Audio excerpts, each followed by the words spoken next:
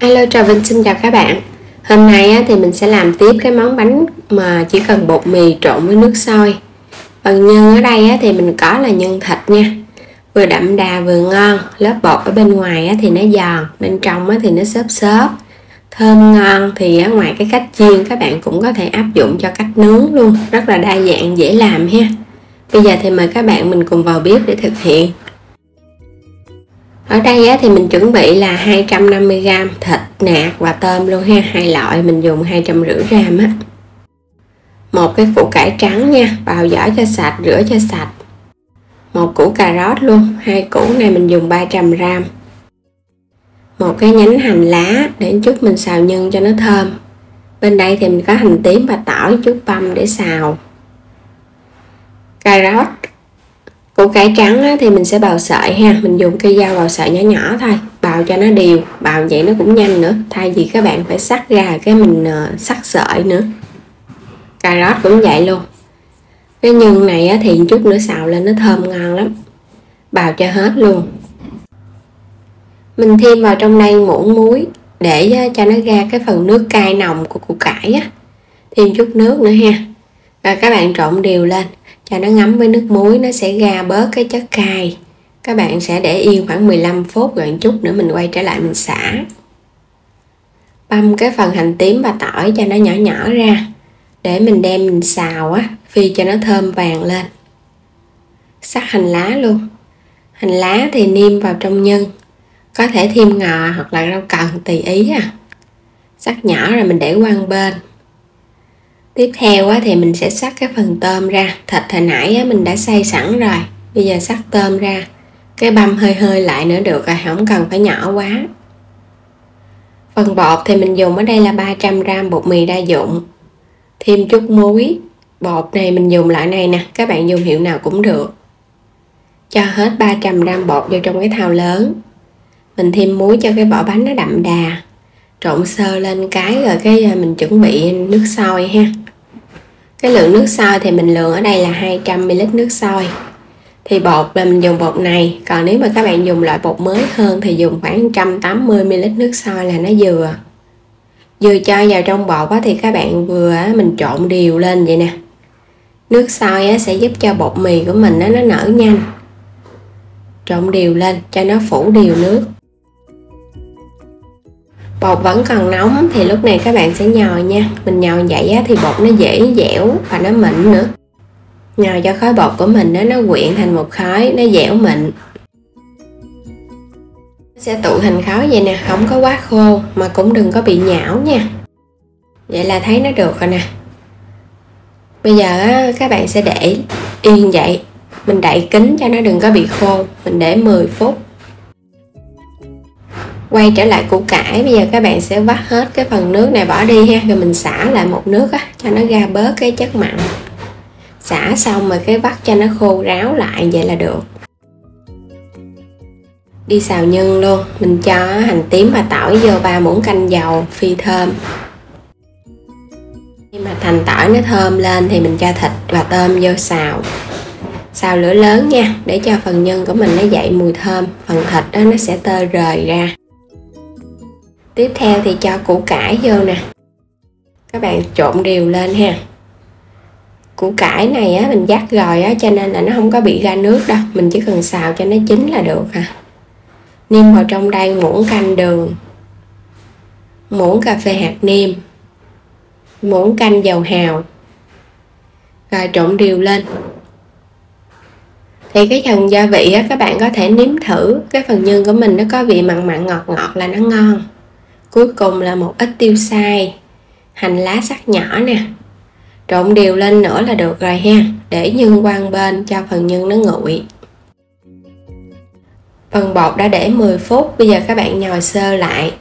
Bột mì thì mình để cho nó nghỉ một chút nó sẽ dẻo mịn và mình nhồi nó dễ hơn. Phủ một chút xíu bột khô rồi cái mình nhồi sơ lại Nhồi sơ cho nó dẻo rồi cái mình chia bột luôn. Bột này cũng dễ, mình pha với nước sôi đó cho nên là bột nó nhanh nở lắm. Còn nếu các bạn dùng nước lạnh bình thường thì nó khó nở hơn. Thời gian ủ nó sẽ lâu hơn chút. Chia ra những cái bánh nhỏ nhỏ vừa vậy đó. Phủ một chút xíu bột khô rồi các bạn vo từng cái bột cho nó tròn lại nha. Ở bên ngoài nó sẽ láng ra, một chút nữa mình tạo hình nó mới đẹp. Làm tương tự. Rồi bây giờ mình sẽ cán mỏng ra ha. Thì cái phần bột này mình chia ra được 13 viên á. Cái bánh cũng lớn. Cán cho thật là mỏng cho nó tròn đều. Lấy một muỗng canh vô nhân cho vào giữa. Rồi các bạn sẽ gấp cái mép lại. Nếu mà cái phần bột á, mà cán á, có hơi mà xấu á, thì các bạn dùng cái chén á, mình tạo hình tròn lại. Sau đó thì gấp cái mép. Gấp vậy nè. Các bạn lấy từng cái miếng bột ở bên dưới á, mình lặn lên trên để ra được cái viền bánh á, cho nó đẹp. Nếu mà làm chưa quen á, thì mình cứ xếp từ mối đi, nó sẽ đẹp à. Rồi vậy là xong rồi nè. Mình xếp thêm một cái nữa ha, cho các bạn xem cho kỹ hơn. Làm kiểu này á, thì nếu mà chưa quen thì thấy nó hơi khó, nhưng khi quen rồi á, rất là dễ. Mình dùng cái cây nhíp này mình dùng cái loại nhíp lớn á, nhíp tạo hình cánh hoa. Các bạn tìm mua trong những chỗ mà bán bách hóa hoặc là các chỗ mà bán kìm cắt móng tay á, là có bán à. Mình sẽ gấp từng mép bột vậy nè. Làm cũng nhanh mà ra tạo hình cái bánh á, nó bắt mắt.